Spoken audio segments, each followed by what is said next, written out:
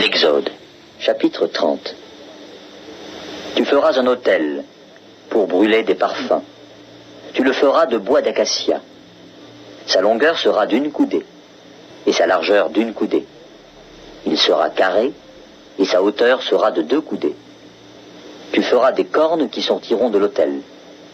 Tu le couvriras d'or pur, le dessus, les côtés tout autour, et les cornes. Et tu y feras une bordure d'or tout autour. Tu feras au-dessous de la bordure 2 anneaux d'or aux 2 côtés. Tu en mettras aux 2 côtés pour recevoir les barres qui serviront à le porter. Tu feras les barres de bois d'acacia, et tu les couvriras d'or. Tu placeras l'autel en face du voile qui est devant l'arche du témoignage, en face du propitiatoire qui est sur le témoignage, et où je me rencontrerai avec toi. Aaron y fera brûler du parfum odoriférant. Il en fera brûler chaque matin, lorsqu'il préparera les lampes. Il en fera brûler aussi entre les 2 soirs, lorsqu'il arrangera les lampes. C'est ainsi que l'on brûlera à perpétuité du parfum devant l'Éternel parmi vos descendants. Vous n'offrirez sur l'autel ni parfum étranger, ni holocauste, ni offrande, et vous n'y répandrez aucune libation. 1 fois chaque année, Aaron fera des expiations sur les cornes de l'autel. Avec le sang de la victime expiatoire, il y sera fait des expiations 1 fois chaque année parmi vos descendants. Ce sera une chose très sainte devant l'Éternel. L'Éternel parla à Moïse et dit : Lorsque tu compteras les enfants d'Israël pour en faire le dénombrement, chacun d'eux paiera à l'Éternel le rachat de sa personne, afin qu'il ne soit frappé d'aucune plaie lors de ce dénombrement. Voici ce que donneront tous ceux qui seront compris dans le dénombrement. Un demi-cycle, selon le cycle du sanctuaire, qui est de 20 guéras. Un demi-cycle sera le don prélevé pour l'Éternel. Tout homme compris dans le dénombrement, depuis l'âge de 20 ans et au-dessus, paiera le don prélevé pour l'Éternel. Le riche ne paiera pas plus, et le pauvre ne paiera pas moins d'1 demi-cycle, comme don prélevé pour l'Éternel, afin de racheter leur personne. Tu recevras des enfants d'Israël l'argent du rachat, et tu l'appliqueras au travail de la tente d'assignation. Ce sera pour les enfants d'Israël un souvenir devant l'Éternel pour le rachat de leur personne. L'Éternel parla à Moïse et dit : Tu feras une cuve d'airain, avec sa base d'airain, pour les ablutions. Tu la placeras entre la tente d'assignation et l'autel, et tu y mettras de l'eau, avec laquelle Aaron et ses fils se laveront les mains et les pieds. Lorsqu'ils entreront dans la tente d'assignation, ils se laveront avec cette eau, afin qu'ils ne meurent point. Et aussi, lorsqu'ils s'approcheront de l'autel pour faire le service et pour offrir des sacrifices à l'Éternel. Ils se laveront les mains et les pieds, afin qu'ils ne meurent point. Ce sera une loi perpétuelle pour Aaron, pour ses fils et pour leurs descendants. L'Éternel parla à Moïse et dit : Prends des meilleurs aromates, 500 cycles de myrrhe, de celle qui coule d'elle-même. La moitié, soit 250 cycles, de cinnamome aromatique.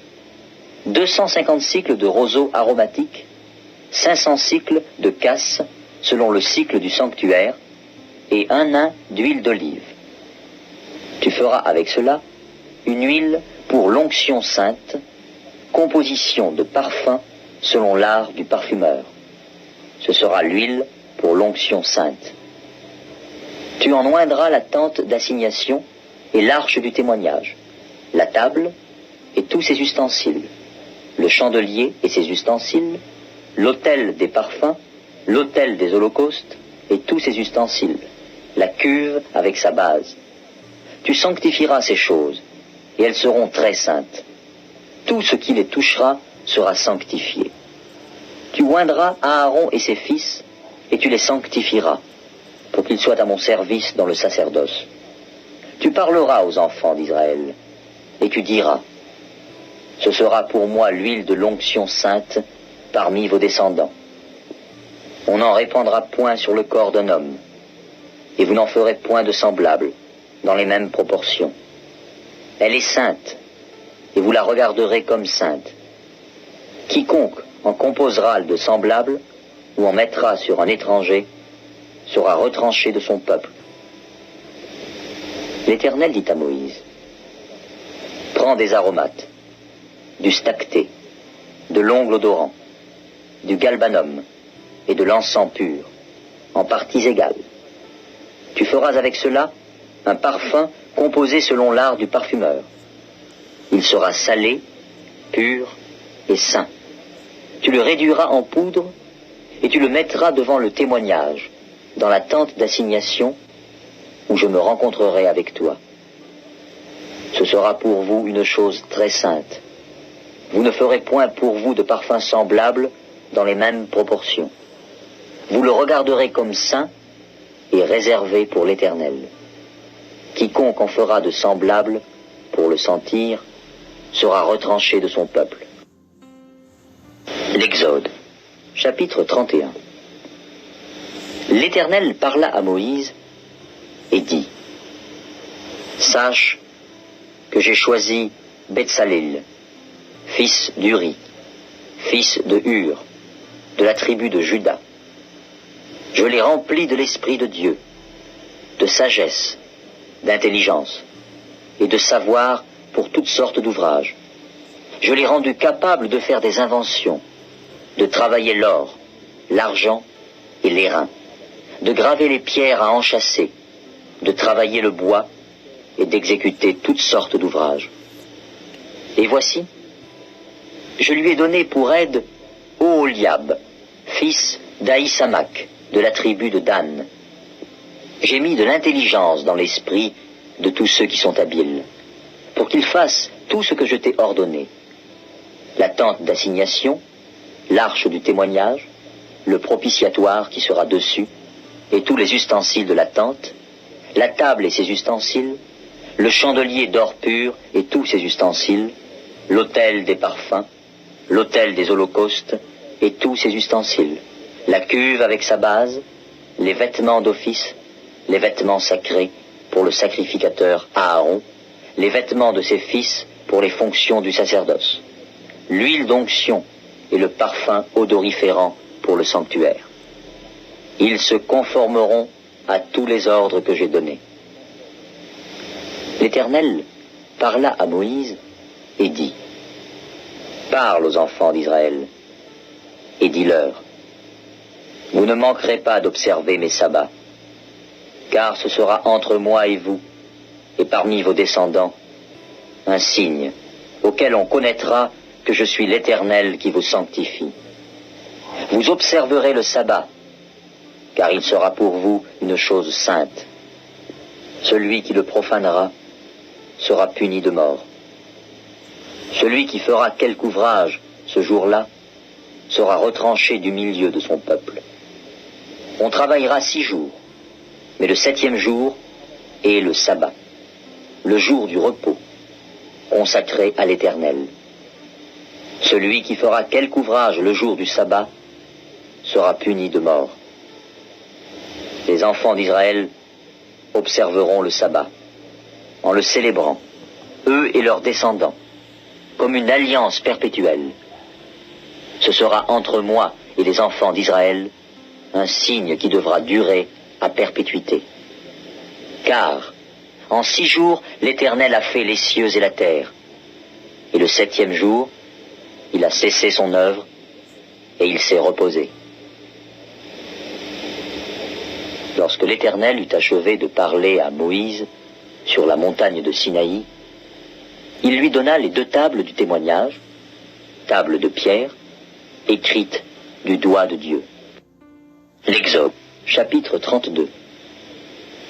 Le peuple, voyant que Moïse tardait à descendre de la montagne, s'assembla autour d'Aaron et lui dit, « Allons, fais-nous un Dieu qui marche devant nous, car ce Moïse, cet homme qui nous a fait sortir du pays d'Égypte, nous ne savons pas ce qu'il est devenu. » Aaron leur dit, ôtez les anneaux d'or qui sont aux oreilles de vos femmes, de vos fils et de vos filles, et apportez-les-moi. Et tous ôtèrent les anneaux d'or qui étaient à leurs oreilles, et ils les apportèrent à Aaron. Il les reçut de leurs mains, jeta l'or dans un moule, et fit un veau en fonte. Et ils dirent, Israël, voici ton Dieu qui t'a fait sortir du pays d'Égypte. Lorsque Aaron vit cela, il bâtit un autel devant lui, et il s'écria, demain, il y aura fête en l'honneur de l'Éternel. Le lendemain, ils se levèrent de bon matin, et ils offrirent des holocaustes et des sacrifices d'action de grâce. Le peuple s'assit pour manger et pour boire, puis ils se levèrent pour se divertir. L'Éternel dit à Moïse, va, descends, car ton peuple que tu as fait sortir du pays d'Égypte s'est corrompu. Ils se sont promptement écartés de la voie que je leur avais prescrite. Ils se sont fait un veau en fonte, et ils se sont prosternés devant lui. Et ils lui ont offert des sacrifices. Et ils ont dit, Israël, voici ton Dieu qui t'a fait sortir du pays d'Égypte. L'Éternel dit à Moïse, je vois que ce peuple est un peuple au cou roide. Maintenant laisse-moi. Ma colère va s'enflammer contre eux, et je les consumerai. Mais je ferai de toi une grande nation. Moïse implora l'Éternel, son Dieu, et dit, pourquoi, ô Éternel, ta colère s'enflammerait-elle contre ton peuple que tu as fait sortir du pays d'Égypte par une grande puissance et par une main forte? Pourquoi les Égyptiens diraient-ils, c'est pour leur malheur qu'il les a fait sortir, c'est pour les tuer dans les montagnes et pour les exterminer dessus la terre? Reviens de l'ardeur de ta colère, et repens-toi du mal que tu veux faire à ton peuple. Souviens-toi d'Abraham, d'Isaac et d'Israël, tes serviteurs, auxquels tu as dit, en jurant par toi-même, je multiplierai votre postérité comme les étoiles du ciel. Je donnerai à vos descendants tout ce pays dont j'ai parlé, et ils le posséderont à jamais. Et l'Éternel se repentit du mal qu'il avait déclaré vouloir faire à son peuple. Moïse retourna et descendit de la montagne, les 2 tables du témoignage dans sa main. Les tables étaient écrites des 2 côtés. Elles étaient écrites de l'un et de l'autre côté. Les tables étaient l'ouvrage de Dieu, et l'écriture était l'écriture de Dieu gravée sur les tables. Josué entendit la voix du peuple qui poussait des cris, et il dit à Moïse, il y a un cri de guerre dans le camp. Moïse répondit, ce n'est ni un cri de vainqueur, ni un cri de vaincu. Ce que j'entends, c'est la voix de gens qui chantent. Et, comme il approchait du camp, il vit le veau et les danses. La colère de Moïse s'enflamma. Il jeta de ses mains les tables et les brisa au pied de la montagne. Il prit le veau qu'ils avaient fait et le brûla au feu, et il le réduisit en poudre, répandit cette poudre à la surface de l'eau et fit boire les enfants d'Israël. Moïse dit à Aaron, que t'a fait ce peuple pour que tu l'aies laissé commettre un si grand péché? Aaron répondit, que la colère de mon Seigneur ne s'enflamme point. Tu sais toi-même que ce peuple est porté au mal. Ils m'ont dit, fais-nous un Dieu qui marche devant nous. Car ce Moïse, cet homme qui nous a fait sortir du pays d'Égypte, nous ne savons pas ce qu'il est devenu. Je leur ai dit que ceux qui ont de l'or s'en dépouillent. Et ils me l'ont donné. Je l'ai jeté au feu, et il en est sorti ce veau. Moïse vit que le peuple était livré au désordre, et qu'Aaron l'avait laissé dans ce désordre, exposé à l'opprobre parmi ses ennemis. Moïse se plaça à la porte du camp et dit, « À moi ceux qui sont pour l'Éternel !» Et tous les enfants de Lévi s'assemblèrent auprès de lui. Il leur dit, « Ainsi parle l'Éternel, le Dieu d'Israël. que chacun de vous mette son épée au côté. Traversez et parcourez le camp d'une porte à l'autre, et que chacun tue son frère, son parent. Les enfants de Lévi firent ce qu'ordonnait Moïse, et environ 3000 hommes parmi le peuple périrent en cette journée. Moïse dit, « Consacrez-vous aujourd'hui à l'Éternel, même en sacrifiant votre fils et votre frère, afin qu'il vous accorde aujourd'hui une bénédiction. » Le lendemain, Moïse dit au peuple, « Vous avez commis un grand péché. Je vais maintenant monter vers l'Éternel. J'obtiendrai peut-être le pardon de votre péché. » Moïse retourna vers l'Éternel et dit, « Ah, ce peuple a commis un grand péché.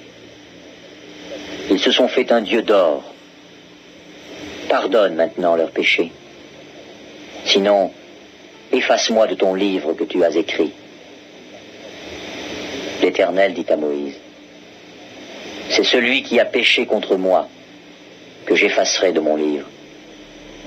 Va donc, conduis le peuple où je t'ai dit. Voici, mon ange marchera devant toi, mais au jour de ma vengeance, je les punirai de leurs péchés. » L'Éternel frappa le peuple parce qu'il avait fait le veau fabriqué par Aaron. L'Exode, chapitre 33. L'Éternel dit à Moïse, « Va, pars d'ici, toi et le peuple que tu as fait sortir du pays d'Égypte. Monte vers le pays que j'ai juré de donner à Abraham, à Isaac et à Jacob, en disant, je le donnerai à ta postérité. J'enverrai devant toi un ange, et je chasserai les Cananéens, les Amoréens, les Héthiens, les Phéréziens, les Éviens et les Jébusiens. Monte vers ce pays où coule le lait et le miel.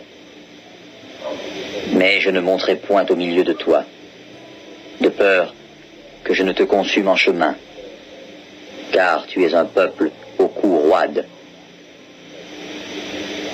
Lorsque le peuple eut entendu ces sinistres paroles, il fut dans la désolation, et personne ne mit ses ornements. Et l'Éternel dit à Moïse, « Dis aux enfants d'Israël, vous êtes un peuple au cou roide. Si je montais un seul instant au milieu de toi, je te consumerais. Ôte maintenant tes ornements de dessus toi, et je verrai ce que je te ferai. » Les enfants d'Israël se dépouillèrent de leurs ornements en s'éloignant du mont Horeb. Moïse prit la tente et la dressa hors du camp, à quelque distance. Il l'appela tente d'assignation, et tous ceux qui consultaient l'Éternel allaient vers la tente d'assignation qui était hors du camp. Lorsque Moïse se rendait à la tente, tout le peuple se levait. Chacun se tenait à l'entrée de sa tente et suivait des yeux Moïse jusqu'à ce qu'il fût entré dans la tente. Et lorsque Moïse était entré dans la tente, la colonne de nuée descendait et s'arrêtait à l'entrée de la tente, et l'Éternel parlait à Moïse. Tout le peuple voyait la colonne de nuée qui s'arrêtait à l'entrée de la tente. Tout le peuple se levait et se prosternait à l'entrée de sa tente. L'Éternel parlait à Moïse face à face, comme un homme parle à son ami. Puis Moïse retournait au camp, mais son jeune serviteur, Josué, fils de Nun, ne sortait pas du milieu de la tente. Moïse dit à l'Éternel, « Voici, tu me dis, fais monter ce peuple, et tu ne me fais pas connaître qui tu enverras avec moi. Cependant tu as dit, je te connais par ton nom, et tu as trouvé grâce à mes yeux. Maintenant, si j'ai trouvé grâce à tes yeux, fais-moi connaître tes voies. Alors je te connaîtrai, et je trouverai encore grâce à tes yeux. Considère que cette nation est ton peuple. L'Éternel répondit, je marcherai moi-même avec toi, et je te donnerai du repos. Moïse lui dit, si tu ne marches pas toi-même avec nous, ne nous fais point partir d'ici. Comment sera-t-il donc certain que j'ai trouvé grâce à tes yeux, moi et ton peuple? Ne sera-ce pas quand tu marcheras avec nous, et quand nous serons distingués, moi et ton peuple, de tous les peuples qui sont sur la face de la terre? L'Éternel dit à Moïse, je ferai ce que tu me demandes, car tu as trouvé grâce à mes yeux, et je te connais par ton nom. Moïse dit, fais-moi voir ta gloire. L'Éternel répondit, je ferai passer devant toi toute ma bonté, et je proclamerai devant toi le nom de l'Éternel. Je fais grâce à qui je fais grâce, et miséricorde à qui je fais miséricorde. L'Éternel dit, tu ne pourras pas voir ma face, car l'homme ne peut me voir et vivre. L'Éternel dit, voici un lieu près de moi. Tu te tiendras sur le rocher. Quand ma gloire passera, je te mettrai dans un creux du rocher et je te couvrirai de ma main jusqu'à ce que j'ai passé. Et lorsque je retournerai ma main, tu me verras par derrière, mais ma face ne pourra pas être vue.